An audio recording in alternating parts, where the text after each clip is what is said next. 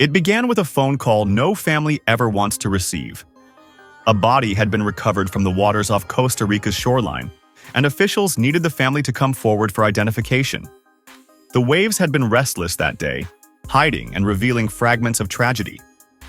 As rescuers tried in vain to resuscitate him on the beach, the truth slowly sank in. The man lying motionless in front of them was not a stranger. It was Malcolm-Jamal Warner, the actor beloved by millions, the man who had once grown up before America's eyes on The Cosby Show. The silence that followed was heavy, almost unbearable. For hours, for days, his family remained quiet, holding their grief in private while the world speculated and mourned. His wife, Tanisha, his daughter, and his mother were all wrapped in a storm of shock and devastation. Then, weeks later, his mother finally broke her silence.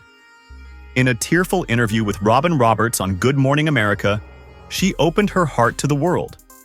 She revealed that her son had traveled to Costa Rica to join his family after 3 weeks apart. His daughter was part of a homeschooling immersion program, and the final week was meant to be joyous. A reunion of fathers, husbands, and children, a time to laugh, bond, and celebrate love. Instead, what was supposed to be a chapter of happiness became a haunting final farewell.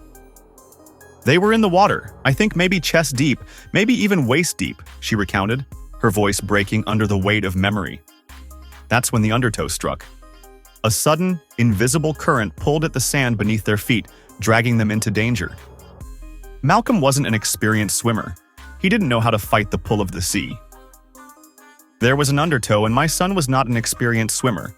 He did not know how to deal with an undertow, she explained. Another man who had been with him in the water managed to break free, fighting back against the force of the ocean. But Malcolm could not.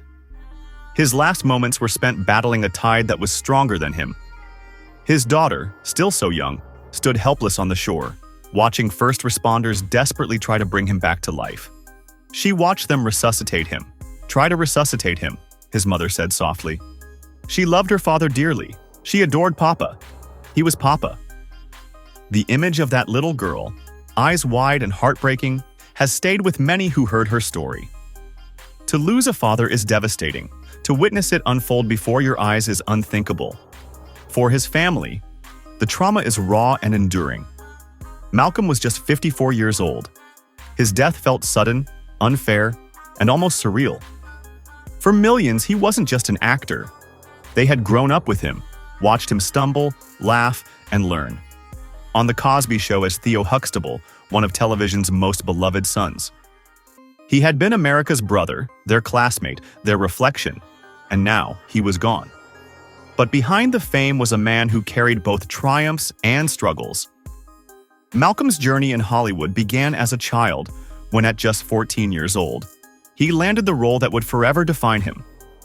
Theo Huxtable was funny, flawed, and deeply relatable. For 8 seasons, Malcolm became part of households across America, embodying the ups and downs of growing up. Fans saw themselves in him. He wasn't perfect, he was real. Yet fame at such a young age is rarely easy. While the show gave him fame, it also gave him pressures. He had to learn to grow up while the world watched, while headlines dissected his every move, while Hollywood tried to typecast him. But Malcolm refused to let Theo define him forever. After The Cosby Show ended, he worked tirelessly to carve his own identity. He studied, directed, wrote, and explored music, determined to prove he was more than a child star. He took on roles in shows like Malcolm and Eddie, The Resident, and Suits. He made guest appearances in countless series, showing his versatility and resilience. His talents extended beyond acting. He directed episodes of The Cosby Show, All That, and Kenan and Kel. In the world of music, he pursued jazz and spoken word, earning Grammy recognition for his collaboration with Robert Glasper. Still, the shadows of being a former child star followed him. Hollywood can be unkind, and opportunities weren't always easy to find. Malcolm spoke candidly in interviews about the struggle to transition into adulthood in the entertainment industry, about the fight to be taken seriously. Yet he persevered, leaning on his creativity, his faith, and his family. And in his personal life, he found joy. His wife Tanisha and his daughter became the center of his world. He was no longer just Theo Huxtable or an actor chasing roles. He was Papa. Those who knew him best say he lit up in their presence. That fatherhood was the role he cherished most. His daughter's love for him was immeasurable. Her calling him Papa wasn't just endearing. It was a reflection of their bond, their closeness. That bond makes his death even more painful. To think of a little girl watching her father struggle in the ocean, then watching strangers fight to save him. It's the kind of pain words can barely capture. As the news of his passing spread, fans across the world reacted with shock and sorrow. Social media became a river of tributes. People who had grown up with him shared stories of watching The Cosby Show with their families, of laughing at Theo's teenage antics, of feeling like they knew him personally. Younger fans who discovered him later admired his resilience and his artistry. His colleagues in Hollywood remembered him not just as a co-star, but as a kind, generous, and grounded man who never let fame steal his humanity. In New York, fans gathered outside the old filming locations of The Cosby Show, leaving flowers, candles, and handwritten notes. In Los Angeles, murals began appearing with his likeness, painted with halos, sunsets, and quotes from his career. Across the globe, from Brazil to South Africa, his death trended online as people remembered the boy who had become like family to them. Many tributes focused on how Malcolm had carried himself through the years.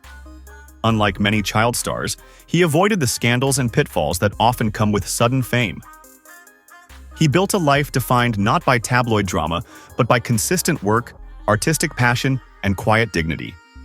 Fans admired him not just for his talent, but for his humanity. For his family, the grief is intimate, sharp, and unending. His wife lost a partner, his daughter lost her beloved Papa, and his mother lost her son. For the world, his passing is the loss of a cultural figure who shaped generations. His death is a reminder of life's fragility, of how quickly joy can turn to tragedy, of how even the strongest lights can be extinguished without warning. But Malcolm's story doesn't end with the undertow. His legacy lives on in reruns. In the laughter he gave to millions, in the music he created, in the roles he played, in the love he gave to his family. His daughter will grow up with the memory of a father who adored her. And though her childhood has been marked by tragedy, she will also carry his strength. The final chapter of Malcolm-Jamal Warner's life was written by the sea, but the book of his legacy remains open. Fans will continue to revisit his work, to honor his memory, and to celebrate the boy who became Theo, the man who became Papa, and the soul who became unforgettable. His mother's voice echoes as both a farewell and a plea. She loved her father dearly. She adored Papa. He was Papa. And for millions, he will always be Theo, always be Malcolm, always be Papa, a man whose presence may be gone, but whose spirit will never fade.